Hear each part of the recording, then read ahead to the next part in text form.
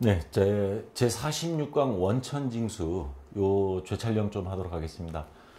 보시면 그 교재도 나와 있고 연말정산 사원 등록이라는 메뉴로 해서 돼 있는데 요게 이제 이번에 개정세법 2017년 기준으로 바뀐 게 많아서 양식 자체가 바뀌어 버렸는데 어떻게 보면 뭐 큰 변화는 없는데 좀 세분화한 것뿐인데 수험생들 입장에서 혼란이 있을 것 같아서 요 부분만 재촬영을 하도록 하겠습니다. 촬영하는 주요 내용은 2017년 개정세법에 맞춰 최근 기출문제로 일단 바꾸겠습니다. 그래서 그거에 대해서 한 4문제 정도 이거 자세히 설명을 해드리겠고, 그 다음에 2016년 교재를 갖고 있는 분들은 지금 그 문제가 교체가 안 된 옛날 건데, 근데 최근에 12월 달에 사신 분들은 좀 억울하겠죠. 그래서 이 교체한 문제 파일을 호물 파일로 그 4문제에 대해서 제가 이 강의에다가 같이 첨부 파일을 올려놓겠습니다. 그럼 여러분들 그걸 인쇄해서 요 강의를 보면서 따라서 이제 같이 공부하면 되겠습니다. 그리고 내용은 그렇게 복잡하고 시간이 오래 걸리진 않는데 지금 질문 올라오는 거 보니까 그 시험 위주로만 공부하면서 오히려 이해보다는 암기 위주로 하시는 분들이 굉장히 많더라고요. 그래서 연말정산에 대한 어떤 제 해석이나 이해가 좀 필요한 것 같아서 제가 앞에 서두에 간단히 좀 말씀드리겠습니다. 그 조세 원칙이나 뭐 조세 제한 이런 것들이 있는데, 특히 지금 우리나라 올해가 굉장히 혼란스럽죠. 오늘 아침 새벽에 보니까 대통령이 구속되는 초유의 사태도 벌어졌고, 자, 이 조세 원칙 크게 4가지를 이야기합니다. 그 중에서 가장 중요한 건 뭐를 치냐. 물론 조세 법률주의, 법률에 근거한다, 이런 것도 있고, 가장 중요한 건 평등성의 원칙입니다. 물론 이게 수직적 평등이냐 수평적 평등이냐 이런 거 따지긴 하는데, 안 그랬을 때 바로 생기는 게 조세 저항이죠. 우리나라 옛날에 보면 백성들은 먹고 살기도 힘든데 관리들이나 이런 것들이 부정부패에 인해서 자꾸 뺏어가면 밀란도 일어나고 그랬죠. 우리나라는 다 실패했는데, 미국 독립, 영국의 식민지였다가 독립하게 된 바로 시작점이 어디였어요? 보스톤 차 사건.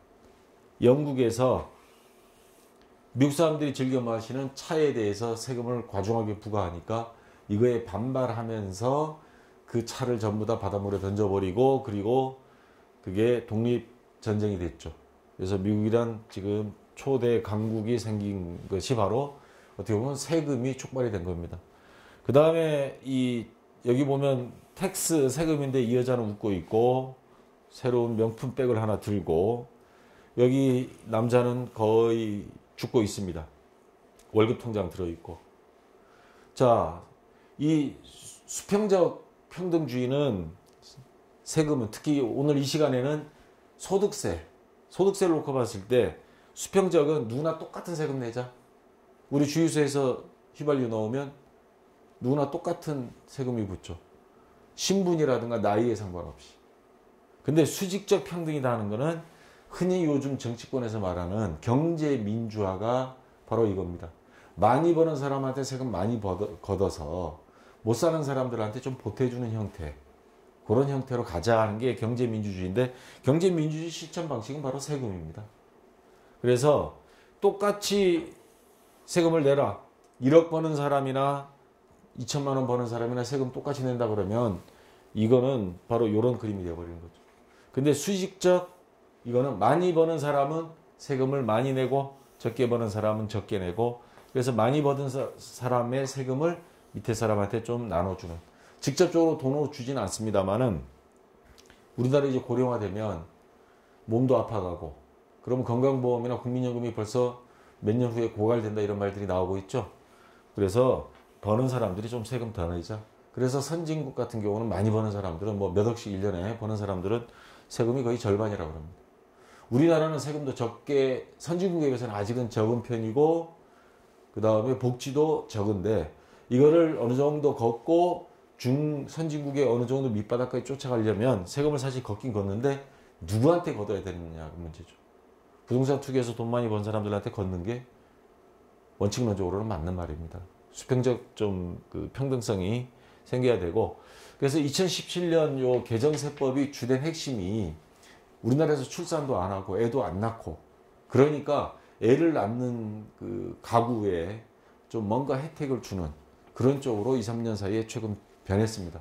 그런데 결과는 소득세는 우리나라 전체적으로는 지금 13월에 보너스 하던 건데 지금 조세 저항들이 조금씩 보이죠. 아마 이번 대통령 선거에도 사람들이 조금 그 영향이 없지는 않을 것 같은데, 근데 서민층들한테는 약간 도움이 되는 방향으로, 많이 버는 사람들한테 조금 더 내는 방식으로 좀 가는 그런 영향들이 좀 보이고 있습니다. 자, 연말정산. 여기서 오늘 지난 시간에는 제가 이제 설명 안 했던 부분 좀 보충해서 설명을 할게요. 자, 총 급여가 얼마 있다. 예를 들어서 뭐 3천만 원 있다. 그러면 이 3천만 원에 대해서 그냥 바로 곱하기 몇 프로 해서 세금을 내는 게 아니고요. 공제할 거 두 가지가 있습니다. 소득공제와, 여기 보면 소득공제란 말이 있고, 다음 장에 넘어가면 세액, 여기 보면 소득공제 이렇게 돼 있죠. 근로소득공제. 그 다음에 여기 가면 세액 감면 또는 세액공제라는 게 있어요. 그 기준은 뭐냐? 여기 세율, 얼마 이상 번 사람은 세금 몇 프로 내 할 때 그 기준 퍼센트를 곱하기 전에 금액을 뺀 건, 자, 소득공제입니다. 그 다음에 요 세율을 뺀 다음에 세액공제, 산출세액이란 말이 나왔죠. 요 세액을 빼준다. 그러면 똑같이 100만 원을 빼줘도 어느 게 더 우리가 13월에 보너스가 되는 환급을 많이 받을까요? 세액공제가 많아야 돼요? 소득공제가 많아요? 세액공제죠. 이거는 요 퍼센트까지 다 곱한 산출세액에서 뺀 거니까, 이건 말 그대로 빼면 순수하게 돌려받는 겁니다. 이거는 100% 돌려받는 거고, 소득공제는 뺐는데도, 물론 이것도 많이 빼지면 좋죠. 과세 표준이 적으니까. 여기다 세율을 곱했을 때 세액공제보다 좀 뭐한데, 최근 2, 3년 동안 가장 큰 변화는 뭐냐면, 소득공제인 항목을 세액공제로 바꿨어요. 그러면 유리한데? 근데 퍼센트를 많이 낮춰버렸어요. 그래서 좀 적게 버는 사람들보다 많이 버는 사람, 뭐 중산층이라 그러죠. 중산층 같은 경우는 세금을 더 냈다. 결과론적으로는 증세를 했다. 정부에서는 증세 안 했다 그러는데, 소득공제 있는 걸 세액공제로 그냥 옮겼어요. 오히려 유리한 거 아닌가요? 했는데 어떤 사람들은 보면 더 손해가 나는 경우가 있었습니다. 담배세 올려놓고 증세 아니다. 반발이 심했죠.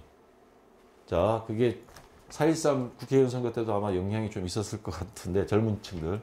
자, 그러면 순서대로 요거를 한번 이해를 한번 해보겠습니다. 여기서는 중요한 거는 소득공제와 세액공제 차이점을 알고 있으라는 거. 소득은 아직 퍼센트를 곱하지 않은 거. 세액공제는 퍼센트 곱한 다음에 거기서 빼주는 거. 자, 총급여에서 우선 제일 빼주는 게 근로소득공제. 요거를 줄여버렸습니다, 이거. 세액공제 중에 이거 줄게, 대신에 너네 감면해주는 거.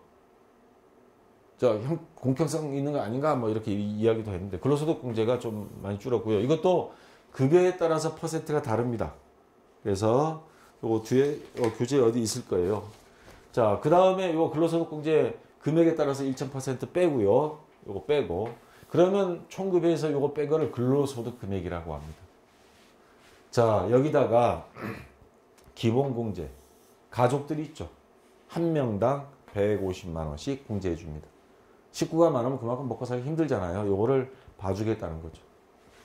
그래서 그 다음 인적공제, 기본공제 빼주고, 인적공제, 사람에 대해서 요거 빼줬는데 요거 또 빼주는 거예요. 똑같은 가족이라도 더 어려운 사람들이 있죠. 경로 부모님 모시고 사는 사람. 만 60세, 만 70세. 요거 부모님 모시고 있는데 만 60세 이상이면 이제 기본공제는 들어가요. 근데 거기다가 더 나이 드신 분들, 70세 이상. 그러면 경로우대 공제를 추가로 해주고, 장애인 있으면 더 살기 힘들죠. 부녀자 공제, 부인이 남편을 먹여 살리는 경우도 있죠. 한부모 가족. 그래서 이 사람을 가지고 기본 공제 해주고, 더 어려운 이런 경우는 추가 인적 공제를 해줍니다. 그 다음에 연금 보험료 있으면 연금 불입한 거 있잖아요. 노후를 위해서. 이거 사람들이 많이 들면 국가에서 나중에 책임져야 될 사람이 줄어들잖아요. 그러니까 그래, 요거 공제해 줄게. 자, 연금 보험료. 그 다음에 보험료 공제하고 달립니다. 그거는 우리가 자동차 보험이라든가 이런 걸 든 걸 말하는 거, 이건 연금 보험입니다. 그 다음에 여기에 또 특별소득공제를 해줘요. 보험료 공제, 아까 말한. 그 다음에 주택 마련하기 위해서 또는 기부금 2월분입니다. 기부금 2월분. 작년에 내서 다 공제 못 받은 거. 자, 요거 기본적으로 해주고, 이거 여러분들이 암기하려고는 하지 마시고 이번 시간에는 그냥 이해만 하시고요. 여러분들이 암기해야 될 부분이 있으면 그건 뒤에 가서 제가 말씀드릴게요. 자, 근로소득공제 이거 나와 있습니다. 500만 원 이하 1년 총 연봉이, 그러면 자 70% 빼줘요. 그러면 아까 500만 원 받았다 70% 빼고 350만 원 빼면 얼마 없죠. 그 금액에 뭐 세율 곱한다고 이런 사람들은 거의 환급 받습니다. 그 다음에 1,500만 원 이하면 350만 원에다가 500만 원 초과금액 한 150만 원에서 40%. 그런 식으로 하다가 보통의 사람들은 요 사이에 있죠. 1,500만 원 이상, 4,500만 원 이하의 대부분의 사람들이 있겠죠. 이런 사람들은 750만 원에 1,500만 원 초과, 그러면 또 한 뭐 700 얼마 되겠죠. 여기에 15%를 해서 그 더해준 금액을 근로소득 공제 해줍니다. 그러면 한 20 몇 프로 정도 줄어들겠네요. 그리고 나서 추가로 아까 기본공제, 인적공제, 다 소득공제가 들어간다는 겁니다. 자, 그 밖에 이제 거기에서 다시 또 소득공제 할 거 있으면 또 합니다. 개인저축, 뭐 주택마련저축, 신용카드 사용금액 여기 들어가고요. 그 다음에 뭐 이런 것들은 뭐 장기 집합 투자 증권저축, 이거 뭐 가입한 사람 뭐 거의 없을 거고요. 그러면 이제 그게 바로 과세 표준이 됩니다. 과세 표준에다가 이 사람 이 소득이 얼마냐에 따라서 요거 다시 퍼센트 또 곱합니다. 이거야말로 이제 내는 세금이죠. 원래 요 구간이 한 구간 늘어났습니다. 1억 5천만 원 이상 버는 사람은 한 2% 더 내는 쪽으로 저 교재에 실려 있고요. 그러면 요 곱하기 하면, 퍼센트를 곱하기 하면 아까 소득공제 뺄 거 다 뺀 요 금액이 순수한 과세 표준인데 대상 금액이라는 소리죠. 여기에 세율을 곱하면, 소득에 따라서 세율을 곱하면 그럼 나온 금액이 납부해야 될 이제 산출세액이라는 겁니다. 자, 여기서 다시 이제부터는 세액을, 요 세액에서 공제할 것들 공제합니다. 보통 뭐 여러 가지 있는데 우리가 이제 시험 볼 때 많이 하는 게 자녀 세액 공제. 자, 아까 자녀들 있었는데 자녀 중에서도요, 많이 낳는 거. 특히 6세 이하 자녀가 1명이냐 2명이냐 3명이냐 요게 차등을 둡니다. 그 다음에 원래 태어났네 0세, 뭐 한국 나이로 한 세, 만으로 하니까 세법은 얘네들 특히 삼둥이 같은 애들 요거 큽니다. 많이 빼줍니다. 자녀세액공제. 그 다음에 특별세액공제에서 보장성 보험료 있죠. 시험 문제 자주 나오는 겁니다. 보장성 보험료 일반, 장애인 막 구분되어 있습니다. 그 다음에 의료비. 아픈 것도 억울한데 병원비까지 많이 지출하면 얼마나 힘들겠어요. 그래서 특별세액공제. 교육비. 그 다음에 국회의원들이 요거는 또 통과시켜요. 정치자금 기부금은 100% 공제받도록 이렇게 해놨습니다. 그래서 요즘 기부금들 보니까 정치자금 기부금 많이 모이더라고요. 그리고 이런 사람들은 또 그래야 사실은 정치도 깨끗해지긴 합니다. 뇌물 같은 거 좀 줄어들고. 자, 이런 것들이 우리가 이제 시험에서 쭉 나오는 보장성 보험료, 의료비, 교육비, 기부금. 이거는 그러니까 이미 퍼센트까지 곱한 산출세액에서 세액공제 해주는 거니까 말 그대로 100% 환급받는 겁니다. 이 금액은 10원이라면 10원 그대로 받아요. 그 앞에 소득공제는 100만 원 빼도 거기에 다시 퍼센트를 해버리면 줄어드는데, 물론 여기도 많이 빠지면 좋고요. 자, 이렇게 해서 이걸 다 빼고 나면 결정세액, 그 다음에 기납부세액, 이거 다른 말로 원천징수라 그럽니다. 여러분들 월급 받아본 사람들 알 거예요. 매달 월급 받는데 소득세 얼마, 주민세 얼마. 매달 뺍니다. 그거는 소득, 가족, 사항, 기본적인 걸 근거로 해서 회계 담당자가 되면 요 세율표 있습니다. 소득이 얼마인데 가로는 얼마고 세로는 가족이 몇 명이고, 그러면 쫙 마주치는 지점 요 금액 그냥 뺍니다. 근데 좀 나중에 1월 달에 연말정산해서 좀 많이 돌려받고 싶다 하면 그거 조금 많이 빼주세요. 그러면 더 빼줍니다. 그러면 나중에 돌려받고, 아니면 나는 덜 빼주세요. 그러면 잘 안 빼주려고 그러는데, 왜냐면 이런 사람들 더 빼주고 나면 원천징수를 적게 걷고 나면 1월 달에 막 항해해요. 왜 나만 세금 더 내냐고. 그 전에 원천징수 적게 냈더니 원천징수가 뭔데? 그러고 막 싸워요. 내가 학교에 있을 때 행정실에서 그거 많이 봤습니다. 행정실 직원들 선생님들한테 막 동네 북이거든요. 그러니까 어떤 때는 왜냐면 말단 직원한테 이거 맡겨버리니까 그러면 이제 좀 도와주세요 그러면 그 선생님들 내가 부르고 제 컴퓨터 주변에 보면 선생님들 막 앉아가지고 요거 얼마 될까? 야, 부부가 다 신용카드가 있고 막 이런 이야기를 많이 나눕니다. 그래서 행정실 직원한테 밥도 한번 얻어먹은 적이 있고. 자, 원천징수는 그 세율표대로 그냥 떼는 게 일단은 원칙으로 알고 있고요. 자, 이렇게 해서 빼고 나머지 차감 징수세액이 마이너스가 나왔다면 환급이고요. 플러스가 나왔다면 추가로 납부하는 겁니다. 자, 처음에 이 직장 들어갔을 때 자녀가 어릴 때는 요게 공제 많이 받아요. 그러다가 이게 미운 7살 넘어가고 대학 들어가서 기본 공제 안 되고 만 20세 이상 안 되고 말도 안 듣고 술만 처먹고 오면 미워도 그렇게 왼수가 없어요. 자, 이거 나왔네요. 아까 그래서 과세표준 해서 자, 공제받을 거 다 받고 자, 1200만 원 6%, 4500에서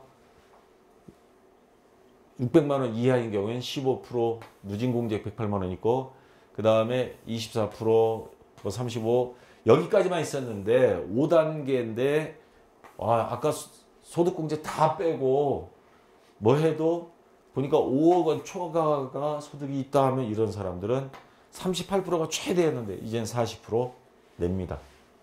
기본 2,940만 원에 그 초과되는 금액에 대해서 또 이렇게 내는데 어쨌거나 이 정도 세금 내더라도 이렇게 한번 벌어보는 게 전 좋을 것 같아요. 이거 40% 떼고 뭐 해도 2, 3억 원 남을 거 아니에요. 자, 그건 뭐 대응은 좋고요. 자, 이제부터 본문으로 들어가겠습니다. 여러분 교재 거기 요 캡처 받은 사진 있을 겁니다. 사원 등록은 여기 회계관리 부가가치 원천징수 중에 원천징수의 근로소득관리의 사원 등록을 클릭하면 됩니다.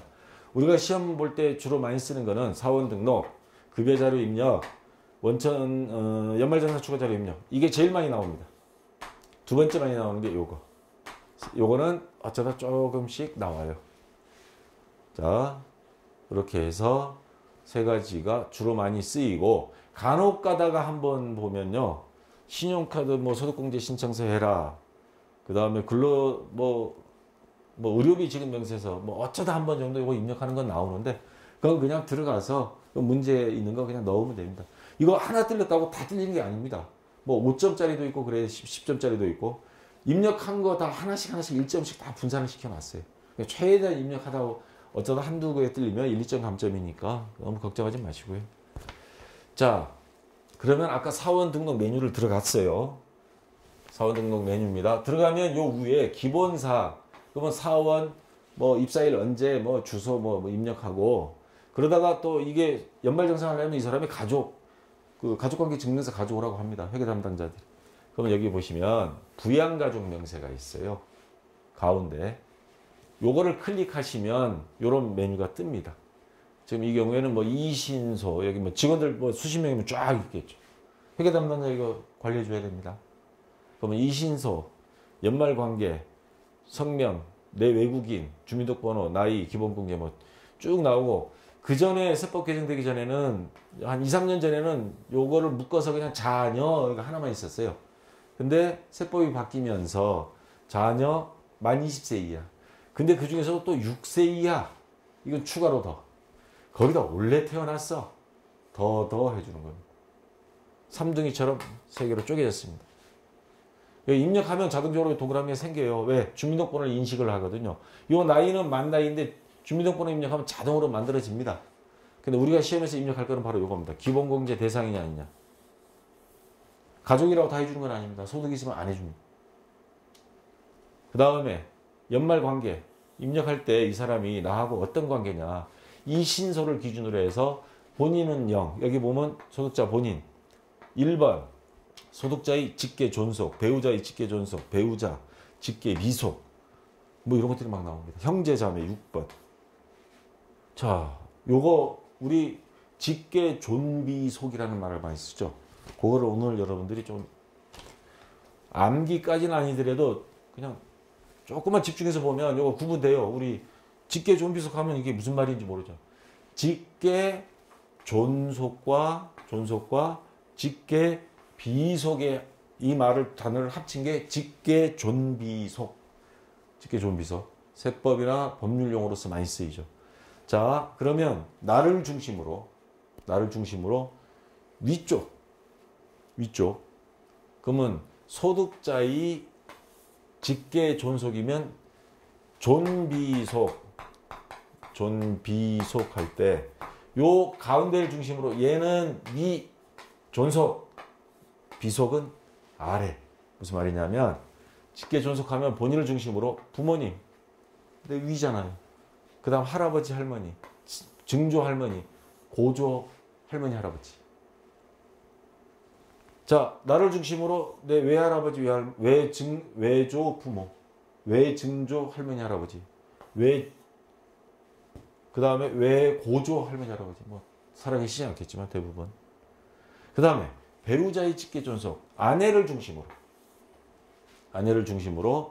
부인의 부모. 그러면 요 소득자에게는 뭐예요? 장인, 장모. 옛날에는 이게 없었어요.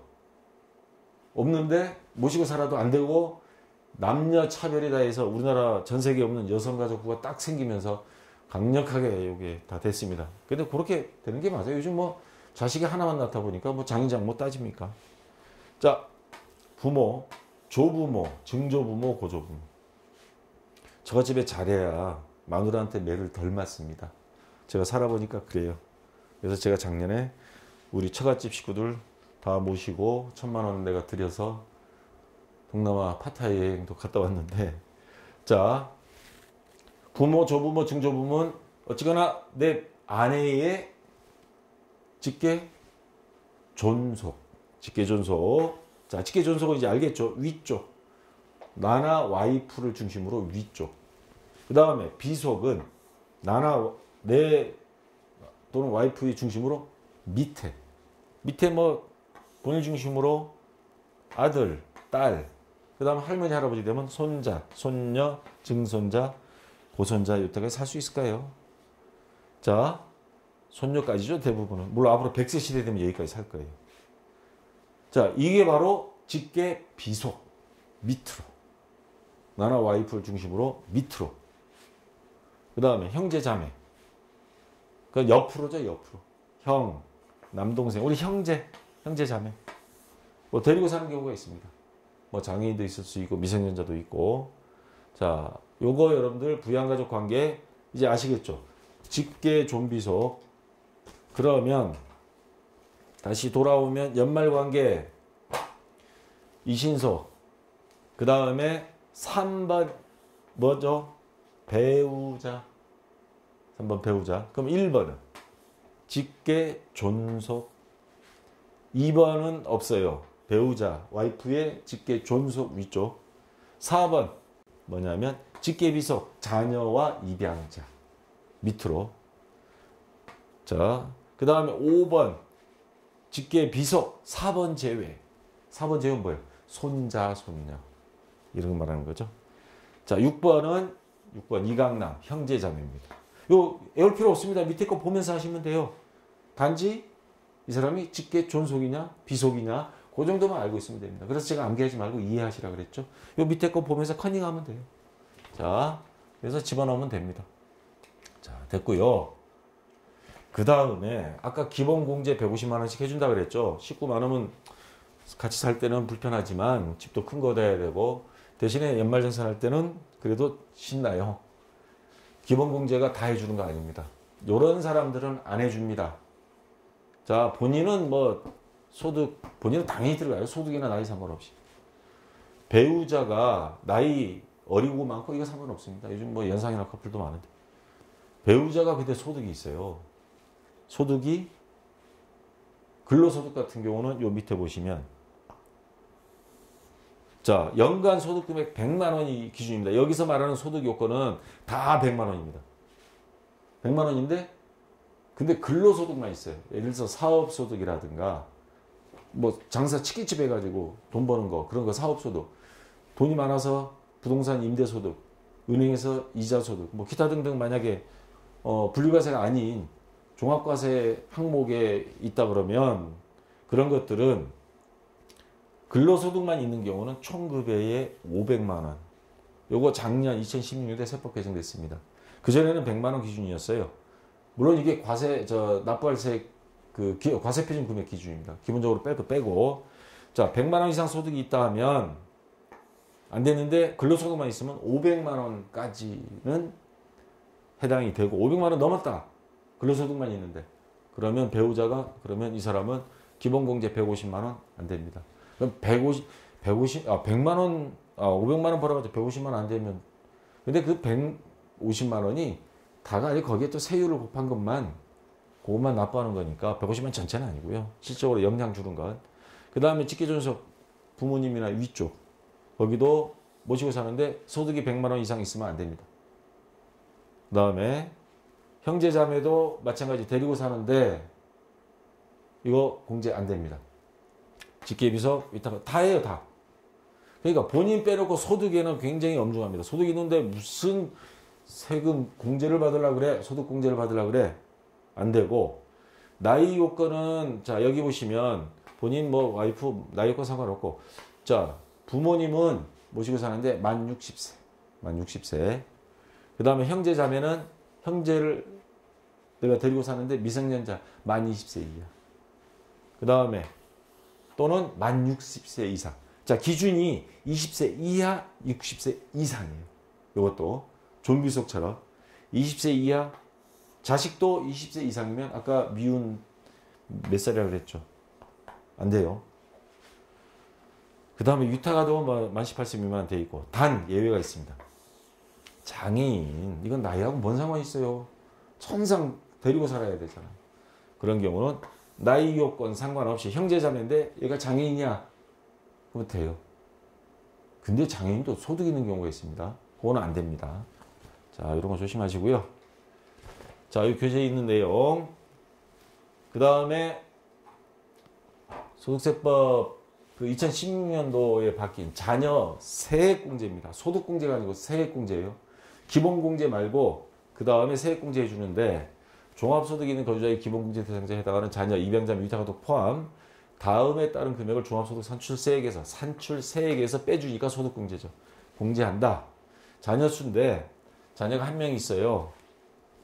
15만 원. 그러면 자녀들은 만 20세 이하면 참 두 번, 세 번 공제받고 있는 거죠. 두 명이 있어요. 그러면 15만 원 곱하기 2명에서 30만 원 되는 거죠. 여기까지 똑같아요. 우리나라 이제 뭐 보통 안 낳는 한 명, 평균은 두 명을 낳죠. 근데 하나 더 낳았어요. 3명. 3등이. 이거 애국자죠. 그러면 여기까지가 30만 원이죠. 그리고 두 명을 초과하는 한 명당 세 번째 애부터는 30만 원을 더합니다. 바로 더블 되는 거예요. 그러니까 옛날 2016 기준으로 하면 15만 원 곱하기 애가 3명이니까 3 하면 45만 원 이렇게 됐는데 이게 2016년도에 바뀌니까 15만 원, 15, 얘까지는 30만 원이야. 근데 세 번째 가서 한 명에 바로 30만 원 하면 둘이 합쳐서 셋이죠. 60만 원으로 더블 뜁니다. 그러니까 막내가 이쁜 게 그냥 이쁜 게 아니에요.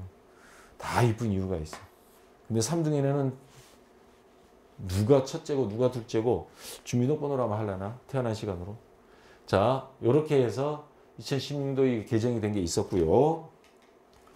그 다음에 추가로 인구 문제 때문에 6세 이하가 있다 근데 자녀 세액 공제 뭐 기본적으로 해주는데 6세 이하 공제 대상 자녀가 한 명일 때는 안 되고 2명 이상일 때 경우 1명을 초과하는 한 명당 연 15만 원을 종합소득 산출세액에서 공제한다. 자, 무슨 말이냐면 자녀가 둘이 있어요. 그 중에 한 명은 고삐리 만 18세 20세 이하니까 됐고 얘가 6살이에요. 만. 그러면 유치원 다니고 있겠네. 20세 이하. 근데 6세 이하니까 6세가 들어가죠. 얘는 15만 원 받을 수 있는데 근데 조심해야 돼요. 6세 이하의 공제 대상 자녀가 2명 이상인 경우 한 명을 초과하는 한 명당 15만 원. 얘 6세 이하가 이 집에 몇 명이에요? 한 명. 그럼 6세 이하는 6세 이하니까 무조건이고 자동 체크되거나 안 됐으면 여러분들 이거 클릭하면 부, 여부 나와요. 6세 이하 맞다. 여. 아니다. 부. 동그라미 쳐주세요. 근데 얘는 공제는 안 됩니다. 6세 이하. 하나 난 거 가지고는 못 해준다. 6세까지죠. 왜냐면 어릴 때가 제일 돈 많이 들어가잖아. 기저귀 값도 들어가고. 그러니까 그러면 한 명 더 낳아라 이거죠. 정부에서. 근데 이것 때문에 뭐 더 나을까 하는데 애가 예쁘면 나겠지만 그래도 이런 거 조금이라도 보탬 받으면 뭐 보탬은 되겠죠. 자, 무상보육도 요즘 뭐 되느냐 안 되느냐 하는데 될 것 같은데 다음 정권에서는 여기서 또 한 명 더 낳았다. 6세 이하가. 그러면 걔는 여기 이렇게 체크되겠죠. 그러면 얘는 아닌데 얘가 6살이면 그 다음 얘가 원래 태어났어요. 만으로는 0세. 0세. 그러면 얘는 이쁨도 받지만 얘는 얼마? 15만 원 추가로 받습니다. 얘는 아닌데. 둘째 애부터 6세 이하의 두 번째. 자, 체크는 근데 다 해주세요. 계산은 알아서 프로그램이 다 금액 계산을 해줍니다. 여러분들은 요 금액 같은 거 굳이 뭐 암기할 필요 없어요.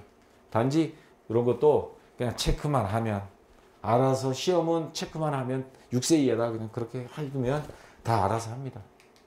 안 그러면 이건 뭐 암기 과목이 되어버리게요. 그렇지 않아도 외울 거 많아 죽겠는데. 자, 그 다음에 2017년 개정된 게 또 하나 있습니다. 출산 및 입양세액공제. 지금까지는 출산 입양이 요게 출산이든 입양이든 무조건 30만 원 곱하기 자녀 그냥 한 명이면 한 명, 두 명이면 두 명 이렇게 했었어요. 근데 동시에 삼둥이처럼 셋 날 수는 없어요. 순차적으로 나는데 여기 밑에 보시기 바랍니다.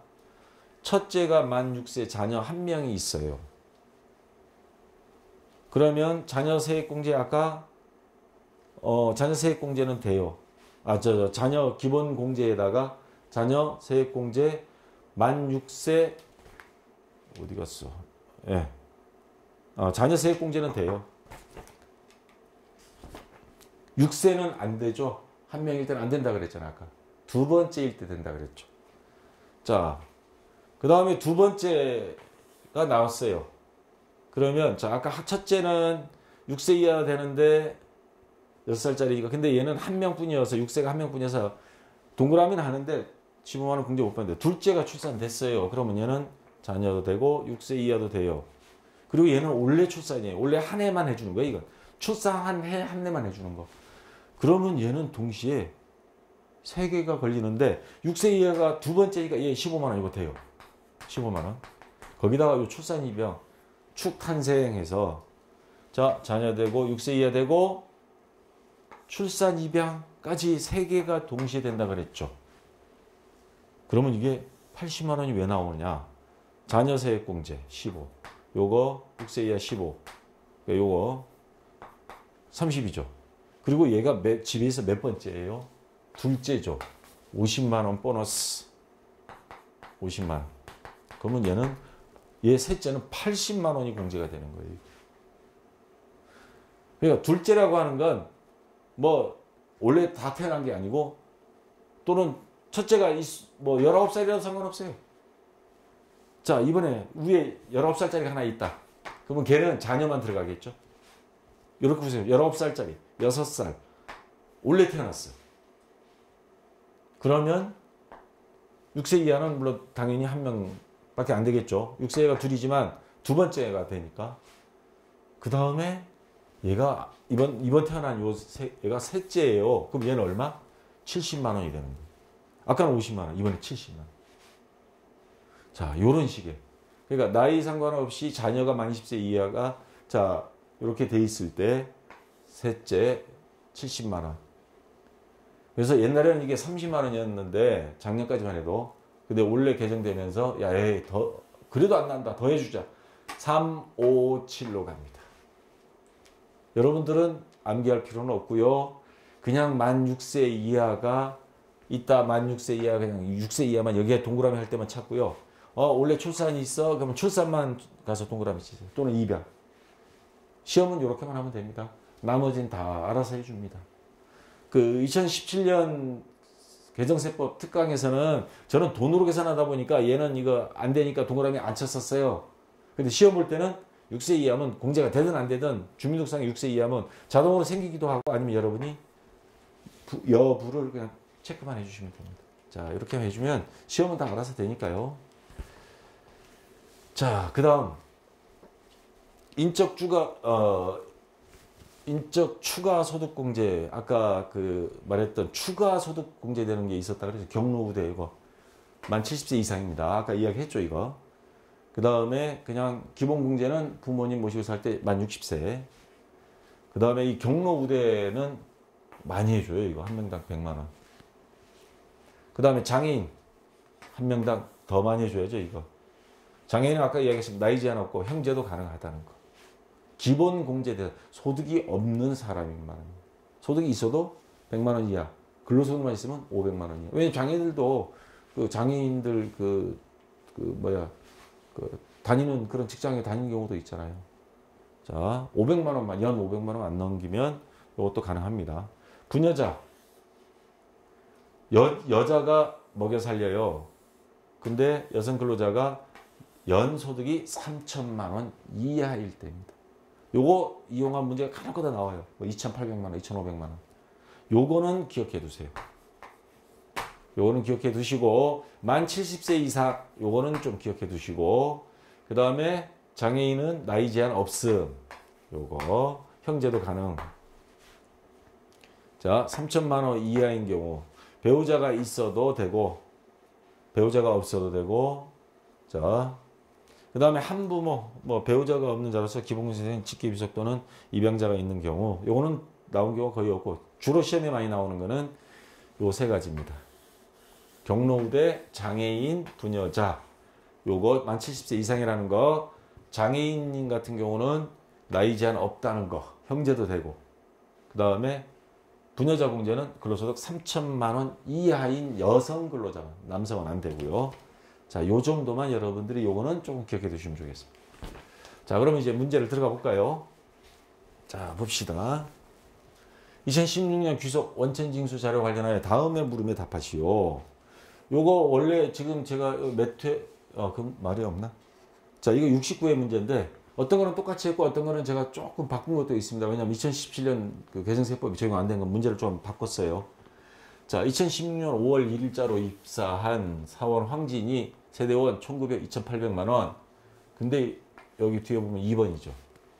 남자예요, 여자. 여자죠? 여자인데 총급여가 얼마예요? 2800만 원. 부녀자 공제 받을 수 있습니다. 생계를 같이 하는 주민등록표상의 부양가족 상황은 다음과 같다. 황진 씨 세부담이 최소되도록 사원등록에서 부양가족 명세를 작성하시오. 본인 포함 부양가족 전원을 반영하되 기본공제 대상자가 아닌 경우에는 부로 표시하고 여부에서 기본공제 대상자 아님. 요거 안 하면 일정 감점됩니다. 아래 주민등록번호는 모두 정확한 것으로 가정한다. 자, 배우자가 남편이에요, 이거. 왜냐면 이게 부녀자니까. 그 다음에 어머니, 시어머니 같은데 모니까. 근로자 기준으로 보면 모니까 뭐 장모님일 수도 있고. 자녀, 홍수나 동생, 황매가 있어요. 자, 지금부터 어느 사람이 기본공제 대상인지 아닌지 봅시다. 배우자, 근로소득자 총급여가 1200만 원이면 안 되는데 500만 원 이상이니까 일용 근로소득자예요. 흔히 말하는 노가다. 정규직으로 못 뛰고 건설 현장에서 일하고 그런 경우 종종 있잖아요. 그리고 모두 거기다 한 번 더 분리과세하였어요. 일용 근로자는 일용 근로소득세에서 연말정산 안 합니다. 이 사람들은 뭐 잡부로 여기저기 가는데 그러니까 이 사람은 소득이 연 1200만 원이라도 없는 걸로 봅니다. 소득이. 그래서 풍길동이는 부양가족 기본공제 대상자가 돼요. 사임당 어머니 부동산 임대소득금액 120만 원 있습니다. 장애인 같은 근데 장애인인데 장애인은 연령 제한 없지만 소득은 제한받는다 그랬죠. 100만 원 넣어버렸어요. 이게 근로소득이면 돼요. 500만 원까지니까. 근데 부동산 임대소득은 건물을 갖고 있다는 소리잖아요. 자, 100만 원 이상이면 안 됩니다. 그래서 어머니는 안 되고요. 홍수나 주소를 타지로 이전함. 뭐 상관없습니다. 자식 같은 경우 주소 뭐 공부하려면 뭐 딴 데도 가고. 황매화 장애인이에요. 동생입니다. 동생. 그러면 그 황진희 씨 동생인 것 같네. 이건 장모님이고. 뭐 그건 중요하지 않고요. 장애인이에요. 근데 장애인도 소득 있으면 안 된다 그러는데 2016년 증여받은 재산가액 5천만 원이 있어요. 아마 장모님이 줬나? 근데 재산세를 납부하죠, 이거. 증여세죠. 아니, 증여세를 납부하죠. 지금 우리 다루는 게 뭐예요? 소득세를 다루는 거예요. 소득세, 근로소득세, 사업소득, 뭐 무슨 이자소득, 소득을 다루는데 증여세는 소득세하고는 무관합니다. 이건 전혀 관련이 없어요. 우리 아까 기준에도 소득이 얼마 이상 하는데 이거는 소득이라는 개념보다는 증여를 받아서 증여세를 납부하니까 이걸로 끝이고, 그러면 장애인으로서 동생 공제 받을 수 있습니다. 거기다 장애인 공제까지 추가 소득 공제도 받을 수 있죠. 자, 그래서 한 사람만 안 되고 나머지 셋은 됩니다. 여기에 제가 이렇게 별도로 해놨는데, 자, 황진이 여기 가운데 부양가족 명세 사원 등록 메뉴에서, 자, 황진이 본인 부녀자 아까 3천만 원 이하니까 된다 그랬죠. 홍길동 남편, 요즘 길동이 많이 뜨는데, 자, 배우자, 제가 여기다 표시를 안 했나? 자, 남편은 아까 된다 그랬죠. 일용 근로소득이라서 배우자 됐어요. 사임당 장모님이 문제죠. 나이는 84세니까 원래 요 소득이 없으면, 임대소득 없으면, 자, 경로우대도 되고 다 되는데 나이가 있어도 아까 소득이 있어서 안 됩니다. 뭐 엄마 아빠의 부친 할 때 부가 아니고 여부, 이거 클릭하면 고를 수 있습니다. 홍순아 자녀 18세, 20세 이하니까 되죠. 그 다음에 황매화 동생, 나이는 넘었지만 장애인은 나이 제한이 없다 그랬죠. 그리고 2017년 이번에 업그레이드된 프로그램 거기 보시면 장애인은 예전에는 동그라미 이렇게 표시했었는데 지금은 그 메뉴를 클릭하면, 그 다음 문제 어디 나와 있을 거 없나? 지금 미리 보여드릴게요. 여기 보시면 요거 클릭하면 0번은 부예요. 장애인 공제 안 된 뭐 이런 뜻인데, 1번은 장애인 복지법에 의해서 장애인 등록된 경우, 장애인증 있잖아요. 2번은 국가유공자 등 법률에 의한 장애인, 왜 전쟁터에서 부상당한. 그 다음에 중증 환자, 장애인은 등록증은 없는데 소견서에 의해서, 그 진단서에 의해서 이 사람은 계속해서 치료를 장기간 받아야 된다 해서 증빙서류를 가져오면 장애인으로 분류를 합니다. 중증 환자. 자, 만성질환 뭐 사소한 건 안 되고요. 그런 경우에 장애인으로 해서 등록이 이렇게 시키는 겁니다. 자, 그래서 요거는 1번이란 뜻입니다. 1번. 아시겠죠? 이렇게 입력하면 끝이에요. 자, 여기 뭐 6세 이하도 없고. 자, 다 됐고요. 시험 나오면 이렇게 하면 됩니다. 그러니까 이제 관건은 이겁니다. 기본공제 대상이 되느냐 안 되느냐 구분할 수 있느냐. 소득 있으면 안 되는데 소득도 얼마 따지고, 그런 것만 자 여러분들이 숙지하면 될 겁니다. 2번 문제. 2016년 5월 1일 입사한 시민경, 여기도 여자예요. 세대원 총급여 3천만 원 넘으니까 부녀자 공제는 안 되겠죠. 부양가족은 다음과 같다. 시민경이 세부담이 처셔대로 어쩌고 저쩌고 딱 나오고, 기본공제 대상자가 아닌 경우는 부로 입력할 것. 조태호. 자, 배우자예요. 여기는 남편. 이거 자 다음 화면에 이거 보면서 합시다. 문제를 위로 올려서. 자, 요거 이해 안 되면 요걸 같이 보면서 하세요. 아까 소득, 나이, 만 몇 세 요 조건이 있었죠. 자, 조태호 같은 경우 근로 배우자인데 총급여가 근로소득자예요. 일용이 아니에요. 2,400만 원. 이건 한참 오바됐죠. 근로소득만 있는 경우 500만 원 이하여야 된다 그랬죠. 조태호는 해당 사항 없습니다. 시부모 조진수 2016년 4월 25일 사망했어요. 근데 요 2016년이에요. 지금 연말정산하는 게. 그러면 2016년 기준으로 있었던 걸로 봐서 이 사람은 공제 대상이 됩니다. 자, 이런 경우에 조진수 같은 경우 그리고 나이가 입력해 보면 74세가 나와요. 그러면 경로우대까지 됩니다. 다만 올해까지만입니다. 돌아가신 해는 됩니다. 그리고 뭐 소득이 있었던 것도 아니고. 그 다음 시부모, 하지수, 항상 항시치료를 위한 중증 환자 치료 목적으로 별거 중이며 뭐 병원에 있거나 뭐 소득 없음. 그러면 여기는 장애인도 되고, 이게 하지수 여기 같은 경우가 66세니까 경로우대는 안 되지만 일단 기본공제 되고요. 장애인도 되고 해서 가능합니다. 조상아. 근데 이게 조상아가 몇 살이냐면 몇 살이야? 18세예요. 자, 18세인데 모델이에요. 6개월 동안 5천만 원 벌었어요. 이런 딸이 있으면 얻고 다녀야죠. 내가 옛날 저 누구를 되게 텔레비전 보다가 우리 딸들하고 보다가 참 이 모델들 부러워하고 김연아 딱 금메달 따는 거 보고 부러워했더니 우리 딸은 아빠가 오바마하고 동갑인데 누구는 대통령의 딸이고 누구는 이렇게 사냐고 제가 한 방 먹었는데, 자, 이건 당연히 안 되죠. 이거 기타 소득 또는 사업 소득에 해당됩니다. 어떤 계약을 맺었냐에 따라서. 그러면 얘는 안 됩니다. 부, 조상력, 얘는 소득 없고 자녀 당연히 되죠. 자, 이거 보시면서 잘 정리하시고요. 그러면 자, 입력을 하면 이렇게 됩니다. 아까 부가 2명이었죠. 누구 했어요? 남편, 부, 예쁜 딸이에요? 네, 맞네. 18세, 부. 그리고 나머지는 본인, 60세 이상, 장애인, 요거 다 하고, 장애인 같은 경우 아까 장애인 복지법이나 국가유공자가 아니고 중증 환자 등. 그리고 실제 요거 서류가 증빙 서류가 나와야 됩니다.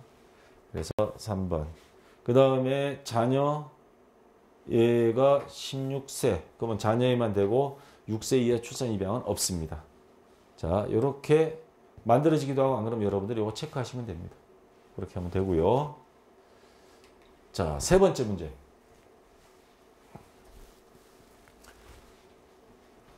생산직 계속 근로자인 이상민 씨 세부담 최소화를 위한 사원 등록 메뉴 부양가족 탭을 입력하시오. 신용카드 등 사용액 소득공제 시 추가 사용 공제는 없는 것으로 하고 제시된 주민번호는 모두 정확한 것으로 간주한다. 가족관계 증명서로 나왔습니다. 요게.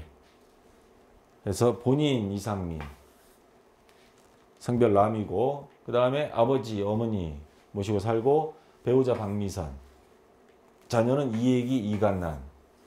이름을 이렇게 지었나 모르겠다. 이거 탤런트 이름들 다 갖다 집어넣네. 자, 봅시다. 그 외에 추가 자료. 이거는 원래 문제를 제가 좀 변형을 시켰습니다. 이상민, 소득자 본인, 세대주, 2016년 초급액 5천만 원. 많이 버네요. 2012년 7월 1일 입사했고, 해당 근로소득 외 다른 소득 금액은 없음. 자, 뭐 본인은 소득 연령 상관없으니까 이상민 본인 요것만 체크하면 끝이죠. 나이 뭐 자동으로 뜹니다. 주민등록번호. 이수봉 소득이 없으면 이상민과 함께 실제 거주 중이다. 자, 이수봉 아버지죠. 주민등록번호 입력했더니 69세가 떠요. 그러면 60세 이상 기본공제 되고 69세니까 내년에는 경로우대도 되겠죠. 그 다음 김춘자 소득이 없으며 어머니죠. 이상민 씨와 함께 실제 거주 중이다. 자, 65세 60세 이상이니까 됩니다. 경로우대는 안 되고요. 박미선 부동산 임대업에 의한 사업소득 금액 1,200만 원이 있음. 자, 사업소득 1,200만 원. 이건 안 되죠. 100만 원 이상이면 안 된다 그랬죠. 근로소득은 500만 원 이상 안 되고요. 그래서 박미선, 자, 와이프, 배우자죠. 3번. 이 번호는 밑에 거 보시면서 하면 돼요. 좀비 속만 구분하고.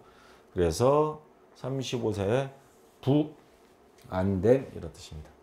이애기 초등학생 주민등록번호 입력했더니 9세 20세 이하. 그러면 자, 이간난이 어디 갔냐? 이 안에 숨어버렸네요. 이애기는 10세. 이간난은 지금 화면으로 숨어져 있습니다. 이간난이가 몇 살이니? 예, 9살입니다. 9살. 9살. 20세 이하. 자녀만 둘. 경로우대도 없고 6세 이하도 없고.